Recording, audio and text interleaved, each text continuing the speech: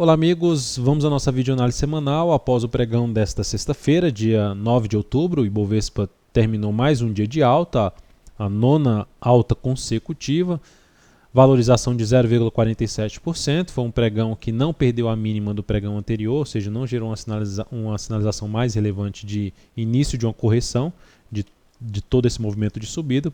Pelo contrário, o Ibov conseguiu até superar a máxima desse topo, 49.395, que a gente já tinha mencionado algo a respeito na última videoanálise, que essa máxima é a máxima do mês de setembro, então uma sinalização mais relevante. Na semana o Ibov terminou com alta de 4,9%, então trazendo uma sinalização bem mais forte de mudança de tendência.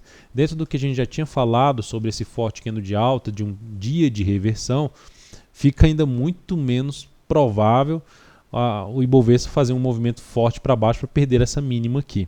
Então, o mais provável é, depois de algum movimento de correção, seja para baixo ou no tempo, gerar aí a nova movimentação para cima, um fundo ascendente.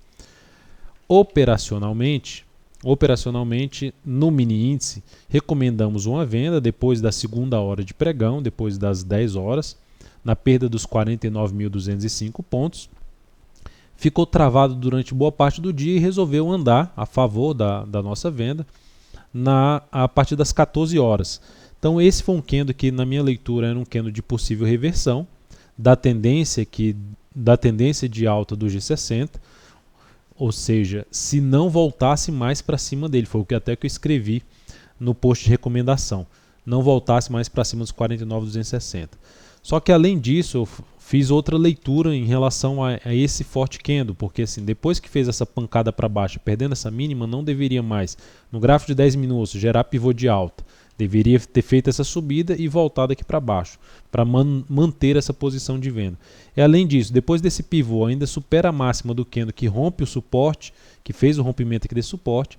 Então optei pela saída justamente na superação da máxima desse candle, nos 49.170 pontos.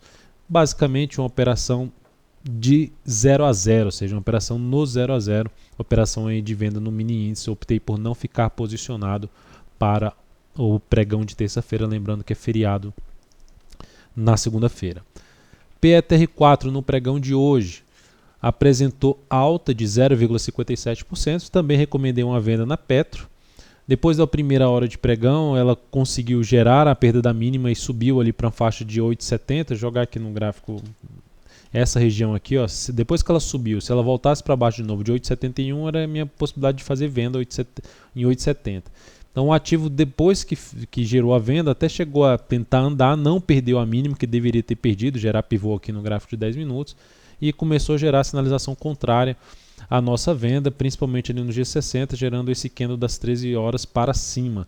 E eu optei pela saída dessa posição. Essa posição que foi entrada em 8,70, saída em 8,83, com a perda de 1,49% na operação e o ponto mais importante, uma redução do capital total de 0,12%. Enfim, estou arriscando algumas operações contra a tendência, mas também optando por pagar pouco se essas operações não deslancharem. Então, no momento que alguma deslanchar, tende a pagar com facilidade esses custos, vamos dizer assim, dessas tentativas. No gráfico semanal da Petro, a gente teve alta de 13,26%, confirmando o fundo. É um fundo descendente, mas confirmando um movimento de alta, favorecendo mais ponta compradora de swing trade, depois de alguma movimentação mais clara de baixa aqui no gráfico diário. Na Vale 5, o dia foi de alta de 2,01%. Não vi nenhuma oportunidade, seja na ponta compradora ou vendedora, ficou de lado o dia todo.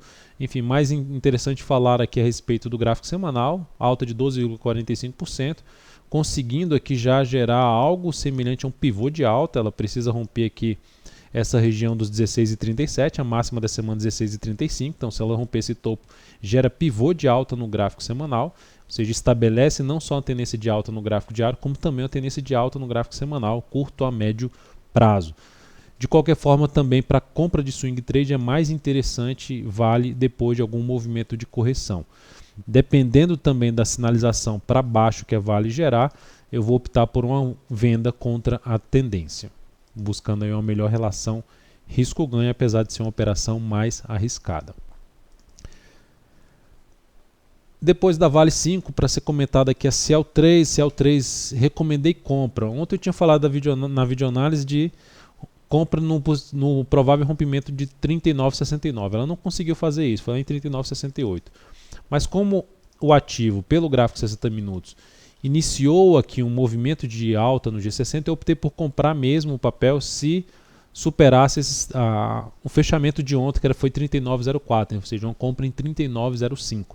Ela abriu com um gap de alta, eu fiquei avaliando o retorno para esse gap, e no momento que ela retorna esse gap, gera alguma sinalização de alta num gráfico de menor periodicidade, eu executei essa entrada, mencionei a execução dessa compra. Chegou até a andar um pouco a compra, em torno de 1,3%, mas na hora que ela fez, eu até postei um gráfico na minha página no Google Plus a respeito disso.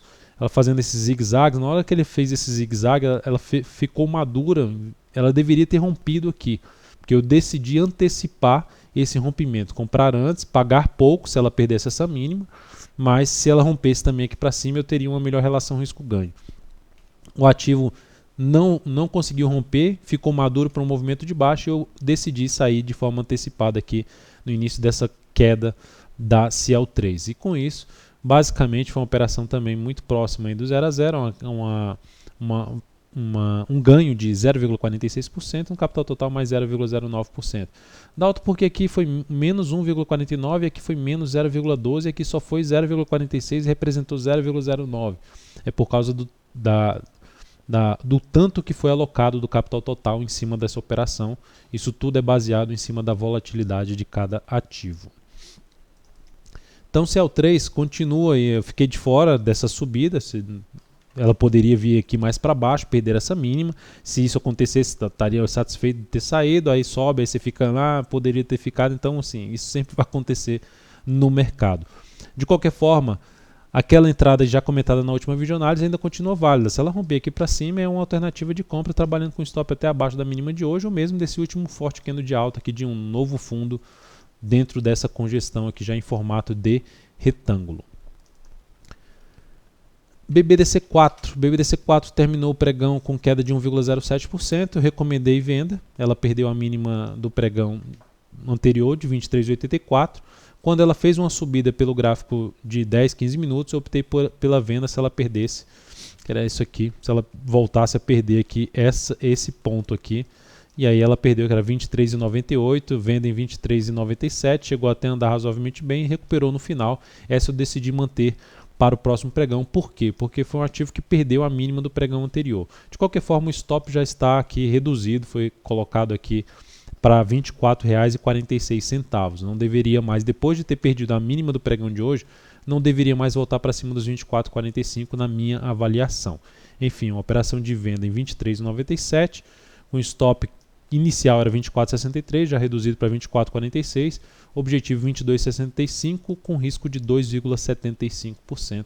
Vamos ver como é que vai abrir na próxima semana. Na ponta compradora, é importante até ressaltar, se ela romper para cima esses 24,45, ficaria até atento para reverter a mão, mudar a mão aí de venda para compra. A BEV3 na ponta compradora não gerou nada, pelo menos na minha avaliação para o meu método, mas a partir do próximo pregão a superação da máxima de hoje já seria algo interessante para uma possível compra em cima de a BEV3 a partir de segunda-feira. E BVMF3, ação que vem em tendência de alta no curto prazo, se a gente traçar aqui uma linha de tendência de alta, tá em forte tendência de alta, em cima de um patamar importante de resistência, essa região aqui em torno de R$ 11,95 até os R$ 12,00, mas é um papel que eu vou ficar atento para uma possível compra de rompimento, dependendo da abertura do pregão. Se abre subindo com gap, aguardo algum teste desse patamar agora como suporte para buscar a compra. Se abre caindo e romper logo na sequência, na primeira ou segunda hora de pregão nessa região, seria mais interessante para executar essa entrada, trabalhando com algum stop mais curto aqui no gráfico 60 minutos, preferencialmente um pouco para baixo aí dos 11,77. Então é isso, amigos, muito obrigado por sua atenção, lembrando de curtir aí a nossa videoanálise, dar um like na nossa videoanálise. Desejo a você um excelente final de semana e um feriadão, aproveite bastante e até a nossa próxima videoanálise na terça-feira. Um grande abraço.